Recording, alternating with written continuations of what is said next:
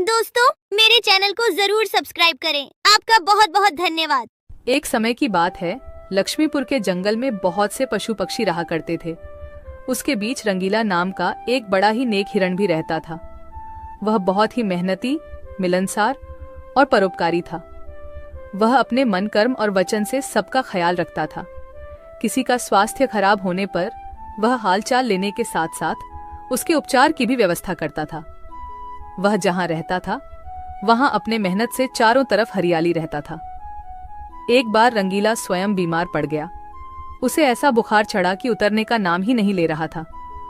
उसने स्वयं कुछ जड़ी बूटियां खाई, लेकिन कोई लाभ नहीं हुआ। उनकी बीमारी की खबर पूरा जंगल में फैल गई थी, लेकिन उसे देखने के लिए कोई नहीं आया। तब उसका मन अधिक मुरझा गया। उसे उठा नहीं जा रहा था। फिर भी वह उठकर थोड़ा आगे आया और उसने देखा कि 2 हिरण उनके इलाके में आ गए थे। वह उनके बड़ी बड़ी हरी हरी घास खा रही थी। उन्होंने जब रंगीला को देखी तो मुस्कुराने लगी। अरे रंगीला, कैसी है तुम्हारी तबीयत? हम लोग तो तुमसे ही मिलने आए हैं, तुम्हारा हालचाल जानने आए हैं।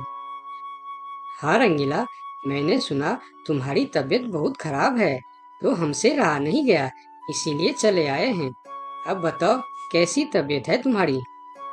तबीयत में कुछ सुधार नहीं आया है, अब कोई दूसरी दवा लेनी पड़ेगी। हाँ हाँ, अच्छी दवा लेना और अपनी ख्याल रखना।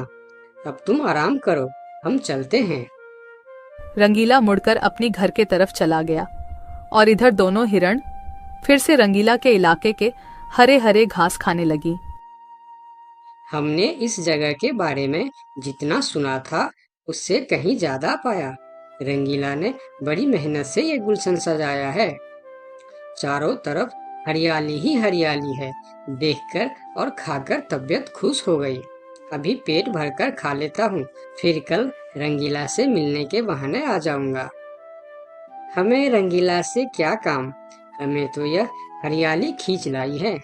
चलो, हम फिर कल आएंगे रंगीला से मिलने के बहाने। जब दोनों हिरण का पेट भर गया तब वह वहां से चले गए और अपने इलाके में जाकर वह रंगीला के इलाके के हरे हरे घास के बारे में तारीफ करने लगे। अरे भाई, यहाँ सूखे घास खाकर पड़े हो, वहाँ जाओ रंगीला के दरबार में, रंगीला का हालचाल पूछो और पेट भर के हरे हरे घास खाओ। बहुत अच्छा है रंगीला, उसके बीमार होने पर भी हमें हरे हरे घास खाने के लिए मिल रहे हैं। रंगीला बहुत अच्छा है, बड़ा ही नेक हिरन है, उसके बीमार होने पर भी हमें हरे हरे घास खाने के लिए मिल रहा है। इससे अच्छी बात और क्या हो सकती है।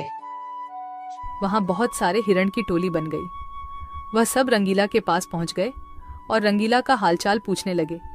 पहले तो रंगीला को इस बात की बहुत खुशी हुई कि कितने सारे लोग इनके हालचाल पूछने आ गए, लेकिन उसके बाद का नजारा देखकर रंगीला का सर चकरा गया। सारे हिरण उनके इलाके के घास खाने में जुट गए थे। कुछ हिरण तो फल भी खा रहे थे। उनके पास सर उठाकर इधर उधर देखने की भी फुर्सत नहीं थी। रंगीला बेचारा मन ही मन सोचने लगा कि यह लोग मेरे पास 2 घड़ी भी नहीं रुके और घास खाने में जुट गए। अगर यही हाल रहा तो मेरे इलाके के सभी घास खत्म हो जाएंगे, मेरे खाने के लिए भी कुछ नहीं बचेगा।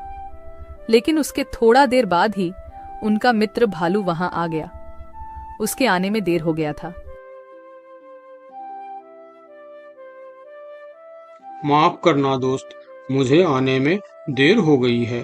तुम्हारे लिए औषधि लाने बहुत दूर चला गया था। औषधि तो मिल गई, लेकिन आने में थोड़ी देर हो गई। ये जड़ी बूटी तुम जल्दी खा लो और जल्दी से ठीक हो जाओ मेरे दोस्त। रंगीला ने वह औषधि खाई और कुछ देर बाद ही उसे आराम मिलने लगा। उसका दोस्त भालू उनके साथ ही रुका रहा और 2 दिन के बाद रंगीला का तबीयत ठीक हो गई। लेकिन उनके खाने के लिए न कोई घास बचा था, न कोई फल बची थी। उनकी सारी मेहनत पर पानी फिर गया था। वह बहुत उदास हो गया। दोस्त रंगीला, मैं जानता हूँ ये मतलब का संसार है। ज्यादातर यहाँ सब दोस्ती दिखावा का ही करते हैं। सब अपने फायदे की सोचता है। तुम चिंता मत करो, हम दोनों मिलकर यहाँ फिर से अपना गुलशन सजाएंगे, एक नई दुनिया बनाएंगे। इस कहानी से हमें यह सीख मिलती है कि मन में कपट रखने वाला मित्र शत्रु से भी ज्यादा खतरनाक होता है।